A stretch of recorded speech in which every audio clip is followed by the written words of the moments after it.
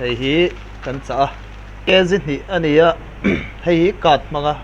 RFID manga hon theina tur kha ni chuan classroom a hi hemi security lock hian kan ti dona chuan voina hian hei ron thlenga kan an hong chin don ani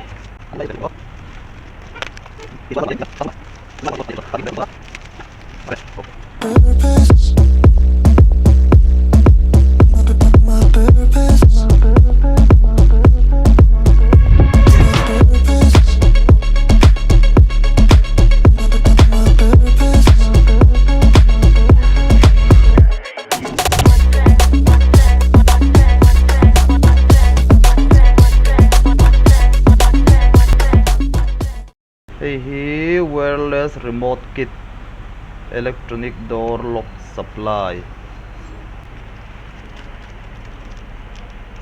hei remote mang po da hon thei di hebi remote ania hebi mang po hianin remote mang po hian hon thei don ti na ni hi tu na mi lo kal hi remote hi ka ti tel lem lowa ma se hei rom kal tel tho mai a thokop mai chuan hei ni SMPS ber chu hebi SMPS ania heta tang hianin power supply pe chuak do da chumi power supply chu heta DC a connect tur ania battery a kan connect anga kan kung khara kha ti khan a in hong thei thap thap do ani chuan card tel lo emo hebi card tel lo emo RFID card tel lo emo hebi remote mang lo hi chuanin classroom kong khar kha hon thei to do lo ti na ni chu a magnet lo riau hei hi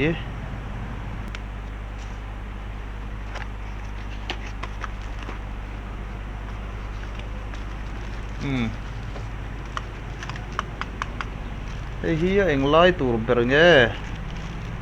wireless switch a in tia hei eng lai tur ber nge kala shelo ani tuna hian a me thai a hei hian me na tur ania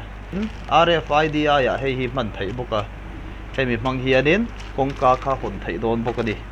hei po hei ron chom khop a ron chom tha khop mai som a ron choma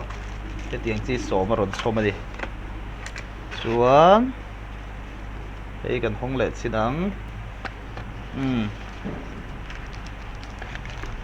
hei hi RFID zuk scan na tur ber chu dia hei hi akita kha ti hian tlai hianin tiang kan nem beta kongka kha aloin hong don ani chuan hetlai hian nakinang code mangin a hon thei boka RFID mangin a hon thei don boka ni hei hi ama keypad lai ani heta tang hian engkim kan set don ani chuan hei chu connection wire vel ani maya ku a chung ku documentation an da boka a documentation lampang khu chu nakina kan chiarang doorbell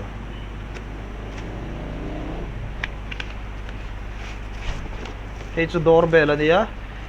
a sound lo chuan na tur ani doorbell sound lo chuan na tur kha doorbell te len ti hian a oma hei hi a magnet ania hei hi magnet ania ritrau khop mai magnet po hi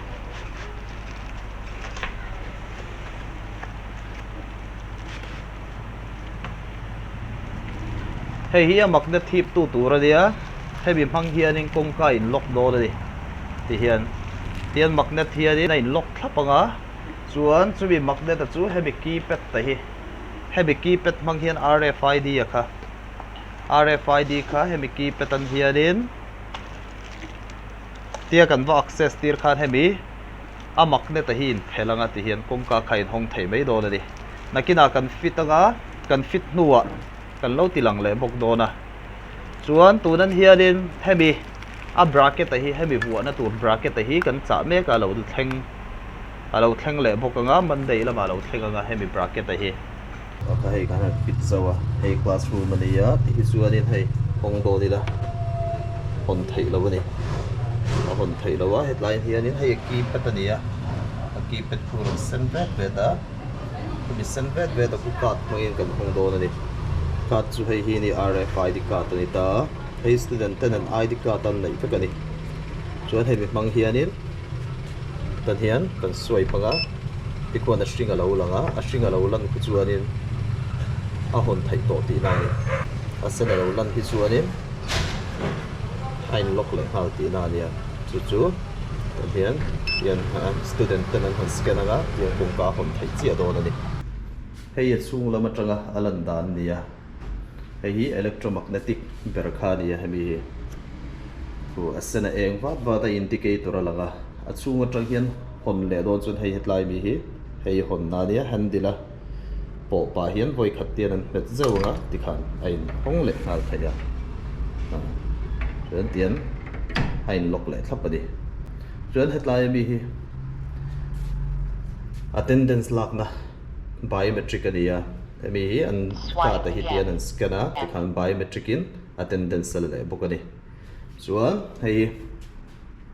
electronic door lock kan ti chu nia tiang kan met lenga tikhan in hong le ta heavy hi magnet ania heavy magnet le headline mi hiti hian ain hip to na tikhan automatic locking om le ta chuan heavy RFID card student ten an nei hi kan set sak veka sutlai pon lama tanga ki peta tangkhan kan set saka chuan hei mi mang hianin kongka kha an ron hong to do na ni outsiders tang khanin kongkaron hon top akha a thei to don lawani classroom hi hei AC ne ti hian kan tia AC om boka eng tik lai po hian ti hian na bo ruak dai do toya class kal thei ra bokani so he bi lai bi monitor bi CCTV ani boka classroom atang hianin pon lam thilte office lam thilte a mu thei vek bokani chuan hei kan attendance lakna ani boka hi attendance hi manual in kan la lem lawa digital system vekin kan la hetlaya khoi theile office lama khoi thei hi thilin angrega ni student kal thei lawa grantee vela kha office lama tang kan lo khoi thei vek boka chuan engkim kha hetlaya attendance hi hetlaya attendance lo langa hi office lam computer atang kan lo pu ve vek thei bokani so he me remote mang hianin kan hong vela chin do na ni remote mang hian tikha kan me khan tikha kong kha kai hong le ngal boka tikha na in lok le hal met leila tikha kong kai hong le bokani haka remote aron som tel boka remote le kat mangin he me remote ai chu pathi chu oma aron choma akat mangin a hon thei boka chuan kat radio frequency pakhat aron som telakha kami mangkha na hon thei bokani hei ka chu ka nei kan hong le chinam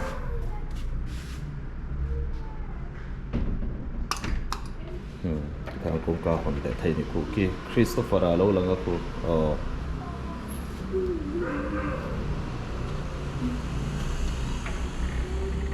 tikha nei lok le khap ta tikha Chris kha lo lu thei to lawadi nem vak mai ku hei hi amanual hawan nia heta tang hian card set dan ti te password ani pon pin set dan ti te khang ho kha in ziak veka heta tang hian all sam te in card te pin te kha set thai ani booklet le laban hianin a fit dan vel kumi khu om boka tikhan kan fita amaro chu ti fu har ve de uleka zan khat a hi inzirnan kan hmanga ni deuh ber mai chuan a zan lea kan ti fu thei khanin a zan lea khanin ti hian kan fit ta satisfaction a result alo chuak ta ni